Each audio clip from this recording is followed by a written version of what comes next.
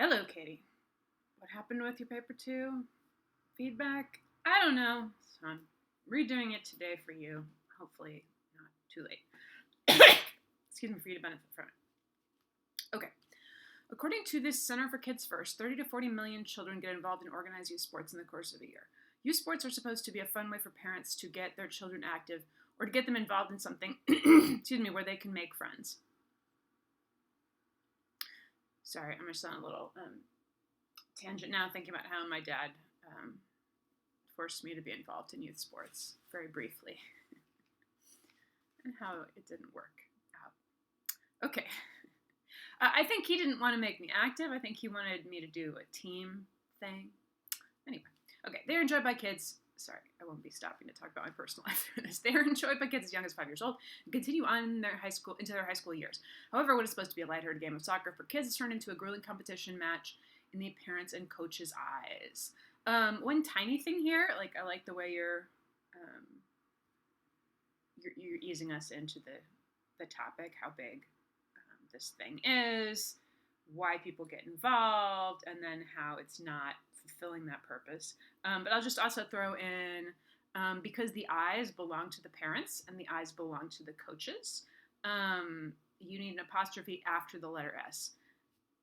This is a part of English that I feel like I'm always apologizing for because it's super confusing. Other languages don't do it. To my knowledge, I don't think any other language does it. In French or in Spanish, you would say the eyes of Miss Gurman or whatever, the eyes of Katie. But in English, we do this insane thing where we add an S, and we don't mean more than one when we put an S. We just mean belongs to S and the apostrophe, and it drives everyone completely insane. Okay, so you need one S on there. The parents, one S on there indicates there's more than one parent, right? Parents. And when the word already ends with an S, people generally just put the apostrophe. You can also do apostrophe and another S. That's not incorrect. It's just probably a lot of people will be like, what the hell's going on here? And also, you've made coaches plural, so you need an apostrophe after the S on coaches. Sorry if that's too elementary or whatever, but it's so bizarre. So many people struggle with it. Okay, there's a lot of buzz about if the sports are becoming too competitive for the youth, and are they being pushed too hard in practices and games to perform perfectly? On one side of this controversial topic says that these children are being overworked, while the other side disagrees and believes that competitiveness is good for youth. As each season comes and goes, more and more people are arguing and taking sides on whether the hard practice and aggression is worth the trouble that the adolescents face. Okay, I felt like you were just 100% in control, and then at the end of the paragraph, it seemed like you were a little like, do I finish this? Okay, so there is a lot of buzz about if the sports, I think we just say sports, if sports are becoming too competitive for the youth. So the awkward thing you're doing in that sentence is you're like, the first part is a statement. There is a lot of buzz about if they're competitive. And the second part is becoming a question. Are they being pushed too hard in practice and games? So I think what I would recommend is that you split that into two sentences. So you can have one of them be a statement. There's a lot of buzz about this thing. Sorry, there's a lot of buzz about this thing. And the other part, I just lost my place on the page, could be all by itself. Are they being pushed too hard in practice and games to perform perfectly? I think that's really your issue there. On one side of the controversial topic says that these children are being overworked. I don't think you need to say that. I appreciate you're being super explicit about laying out exactly where you're going with all this, though. And in all honesty, depending on the teacher or the boss that you're writing for, sometimes that's more necessary.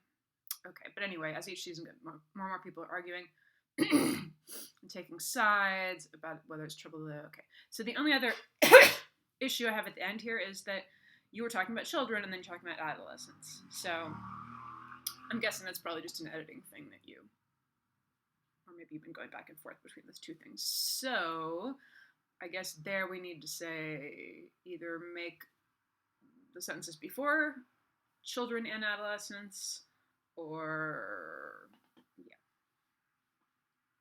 I think I've made my point. Okay. As mentioned above, some people say that youth sports have been too cutthroat for the kids. Many adults argue that these young athletes are being overworked in their practices and games and have injuries to prove this. I've learned a little bit about this from my students, but I especially appreciate the papers that are about things I don't know much about, because I come from a family of nerds. A 2015 survey in the American Journal of Sports Medicine found that 60% of all Tommy John surgeries in the United States are for patients 15 to 19. Holy crap. Wow. I only know what the Tommy John surgeries are because a student taught me in a previous class. Intense surgeries like this are no joke and take months to recover from, and sometimes people still have problems afterwards. So I feel like you could get more specific right there. Because I do happen to know what Tommy John surgery, I knew a little bit about it, like I said. But I feel like you could give a little more detail about the surgery. You don't have to assume that your audience knows nothing about it. But I would say, as we're just kind of practicing trying to write for a college level audience, you could mention a little something about what the surgery is there, not just to say it's intense. Parents and other adults argue these children would not have to get these intense surgeries later on in their teenage years if coaches did not make them practice or play like they are professionals. Sounds reasonable to me. They are still just kids and their bones and muscles are still developing. One parent even stated about their son's injuries, so you think throwing 120 pitches in a game as a 12-year-old is okay? Of course, it does not hurt the kid that day, but it might when he is 17. Oh, good quote. Good quote. I like it. Children should not have to undergo the stresses of surgery and rehab when youth sports are all about having fun and learning to play the game. The intensity of it all is causing detrimental effects on the youth.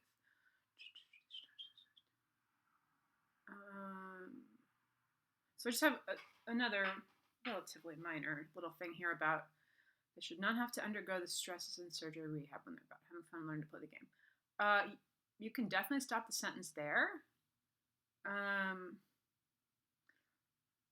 Often I end up teaching, when I'm teaching these college classes, just encouraging people to be okay with having some simpler sentences in there. Because basically, like, throughout your education, teachers have often been pushing you to, like, write more and more complex sentences, and you're wanting to write more and more complex sentences, longer sentences, and fancier sentences, and that's great. But now is often a moment in people's, like, writing development that I'm ready to be like, all your sentences don't have to, like, have fancy follow-ups or anything. Like, in fact, it's really great to have some of your sentences just be like, bam. That's all I have to say. They should not undergo the stresses of surgery and rehab. Bam. You know, or something a little longer than that, maybe. Another argument that those who agree that youth sports is too gruesome is that it is causing kids to become burnout in their sports at a young age. When an athlete is burnt out, it refers to when they have been overreaching and overtraining, resulting in chronic stress that causes a young athlete to cease participation in a previously enjoyable activity. Sorry, I'm just laughing because it sounds like me and like everyone right now during pandemic. Overreaching and overtraining results in chronic stress. Okay,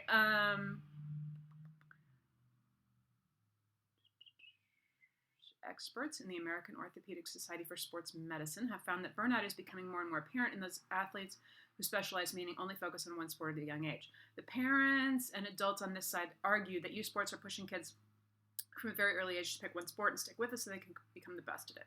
The kids then put all their energy into this one sport, and the pressure of the constant training has resulted in kids wanting to eventually quit. To some people, they just do not see the point in working a kid to the bone on something that's supposed to be a stress reliever. Yeah, which is why they argue youth sports are too jarring. Okay, so this paragraph is about burnout.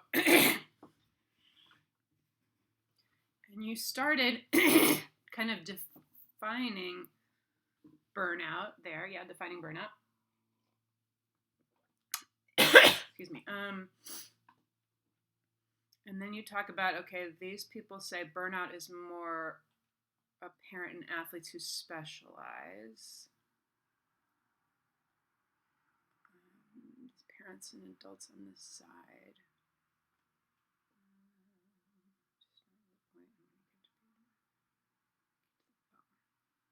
Okay, I think part of the awkwardness in this paragraph, because I mean it's not bad, but I feel like what is causing you to kind of struggle with the transition, as well as struggling with some of these other bits, like where's the other place I was seeing this was kind of awkward. The parents and adults on this side. So I feel like needing to kind of define that group, and you're trying to do it in like different, in different language each time, which is what we do. If you were to just make that something shorter, like people who agree that youth sports are too gruesome,